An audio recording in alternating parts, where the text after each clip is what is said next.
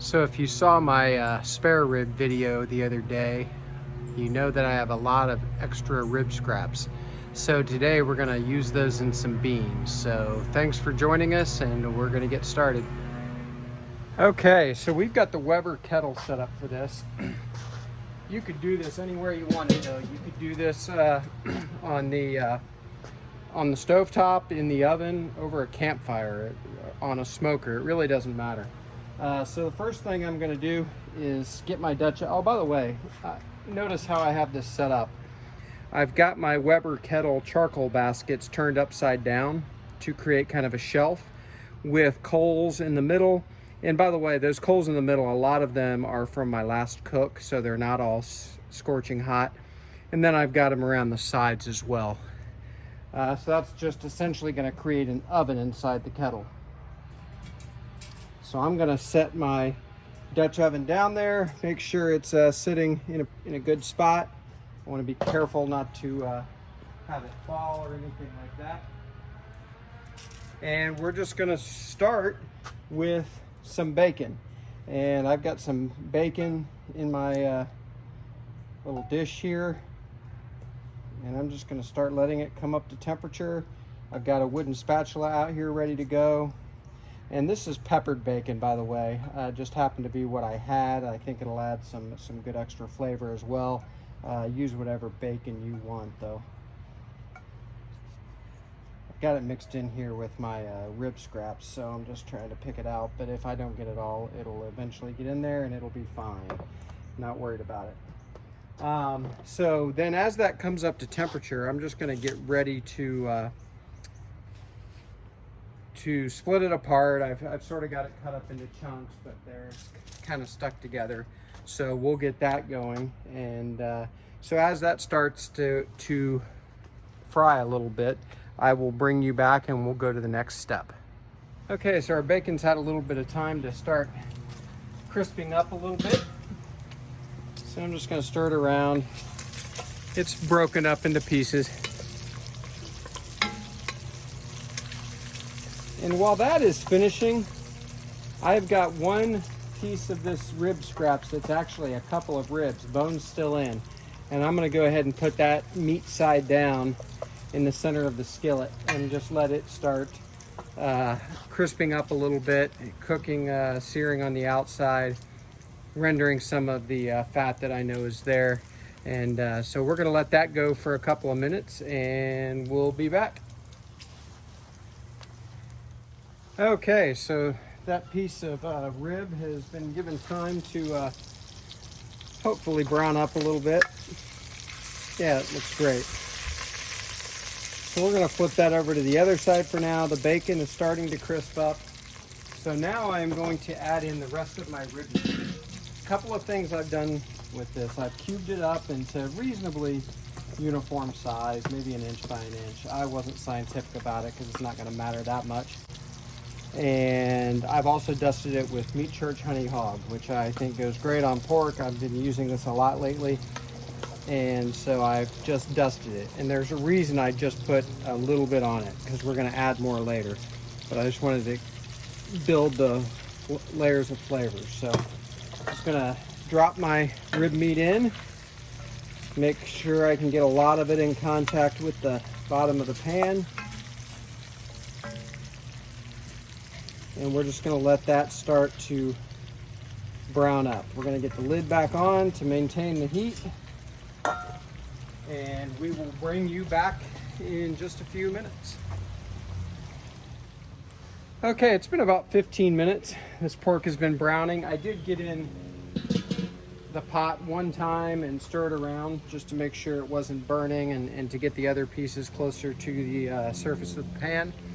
Next, I'm going to add half of an onion, diced up, chopped up, pretty rough, and 1 jalapeno pepper.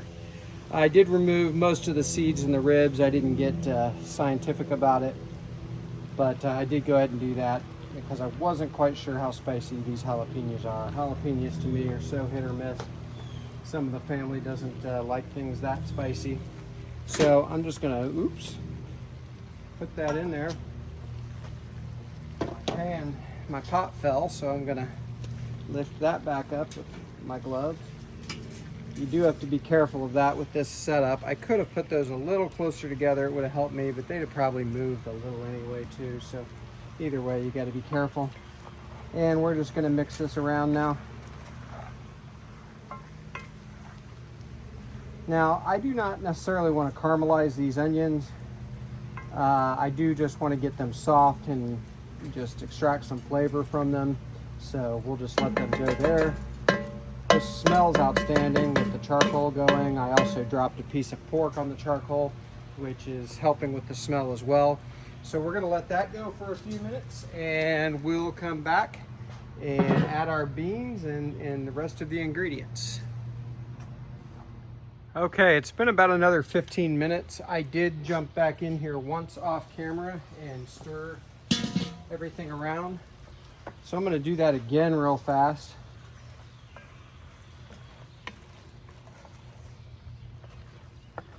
Okay, so the onions are looking good. Actually, it looks beautiful in there. Next thing I'm going to do is I'm going to add a few things to help add some flavor and deglaze the pot. First, a little bit of Worcestershire. I like Worcestershire sauce and things like this. The other thing I'm going to add is a little bit of beer to help deglaze. I did, however, leave my beer inside, so I will fast forward through however long it takes me to grab my beer. Okay, so I just noticed that my video had stopped and I don't at this point have any idea where it stopped. So what we've done is we added about a quarter cup of beer, stirred everything around. We're trying to get that fond off the bottom of the pot and get to that flavor down there. So everything is simmering right now. We're going to put the lid back on the pot and then let the pot come back up to temperature, and then we'll add the rest of our ingredients. And I will also mention that we're running the kettle between 250 and 300. Obviously, it changes quite a bit when I take the lid off. But I definitely want to have enough heat to brown stuff off and whatnot. We'll probably back it down just a little bit to around 225 to 250 once we get all of our ingredients in. So we'll let this go for a few minutes and we'll come back. Okay, we're gonna start adding the rest of our ingredients now. In case I missed it in the first, in the video that that wasn't running, I did also add Worcestershire sauce to this. I love the flavor of Worcestershire sauce in something like this. So I just added a few splashes. It's looking really good here. I've added my beer. I'm gonna add just a little bit of sriracha mustard, just for a little bit of flavor. I'm not looking to make this spicy at all, and this mustard really isn't that spicy. So I just wanted to add a little flavor. I'm gonna go ahead and add a little bit more of my honey hog rub. Not a lot, I've already used a little of this, but I'm just trying to build those layers of flavors. And then I'm also going to add some barbecue sauce. You can use whatever barbecue sauce you like. In this case, I'm going to use Leroy and Lewis's beet barbecue sauce. I really like it. It's good in something like this. In fact, I like it better in something like this than to dip my ribs or other barbecue in. So we're just going to add maybe a quarter of the bottle.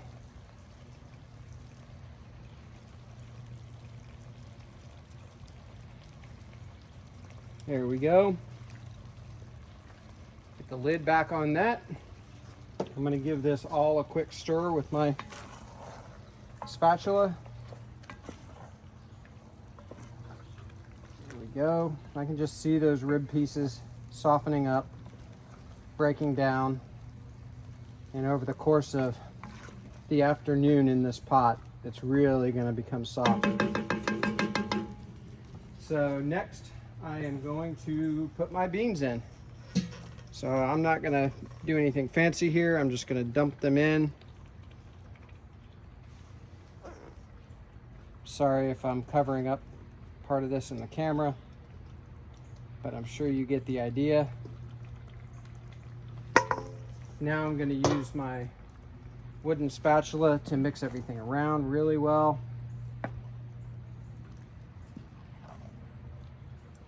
And I'm gonna let this go uncovered for probably at least 15, if not 30 minutes. That way it can tighten up a little bit, concentrate the flavors a little bit. There we go. So I'm gonna put the lid to the grill back on. We'll dial that temperature back into around 250 to 275 probably. And we'll be back in 15 to 30 minutes. We'll stir them again, and then we'll get our lid on and let this thing start doing its stuff. Okay, we're back. So just to recap, we have all of our ingredients for our beans that are featuring our rib scraps from a spare rib cook that I did the other day. I had just trimmed them. I had plenty of scraps left, which you never want to throw away, even if you put them in the freezer for a while. I happened to not put these in the freezer. They were in the fridge. But everything is mixed together. It is in the Weber kettle. Right now cruising just under 300 degrees, which is perfect for this part of the cook. It has been in there uncovered. I have stirred it 3 times. Probably could have gotten away with just 2. And this part is really important. You want to really pay attention to this, maybe write it down as far as how long it's been in there cooking uncovered. It has been in there exactly the rest of the first Red Stripe beer, minus a 1/4 cup I poured into the Dutch oven in order to deglaze it, and 1 more. So that's exactly how long it has been in there. My suspicion is around 30 minutes because I did nurse them pretty good. So what we're gonna do now is take a look at these. Notice how they are bubbling, looking great. I'm just going to stir it real fast.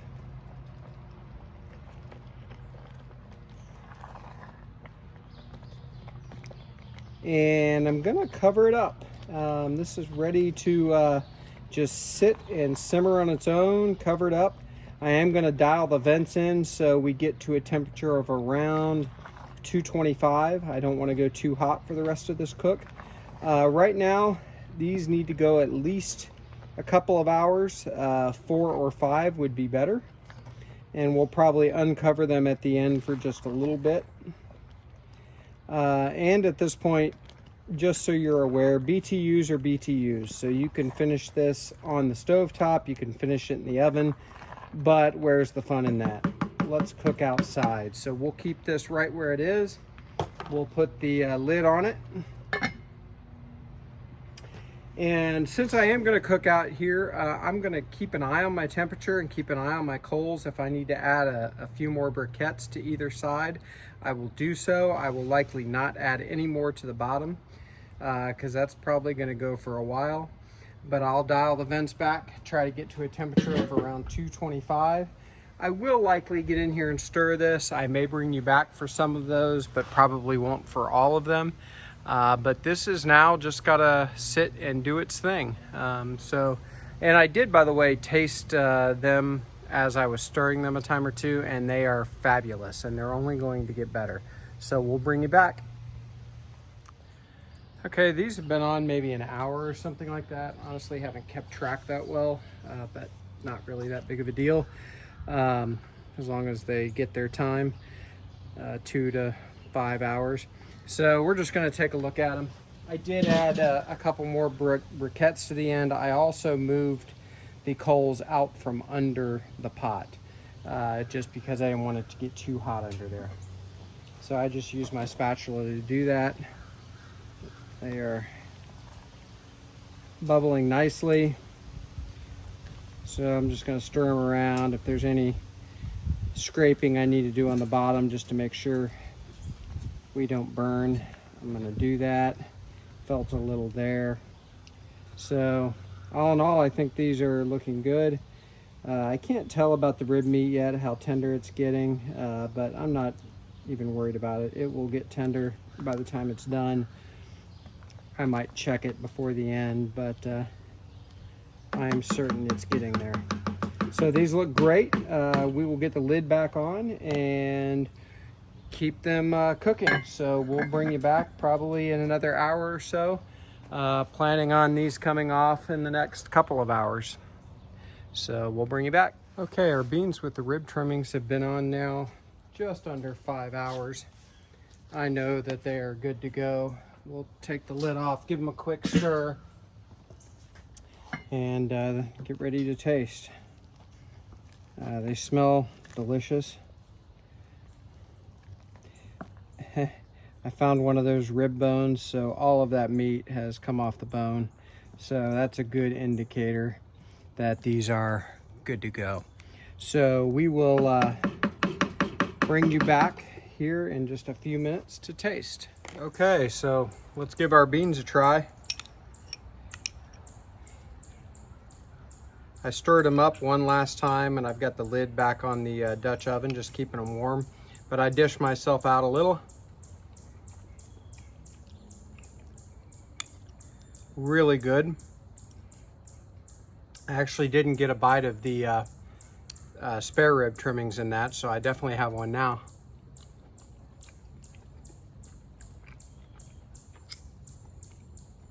Tender meat, flavorful. Just a little bit of kick from the jalapeno, which is nice. I didn't want too much, but you can definitely tell it's there. So not too spicy at all, but great flavor. Really good. So don't throw away those rib trimmings.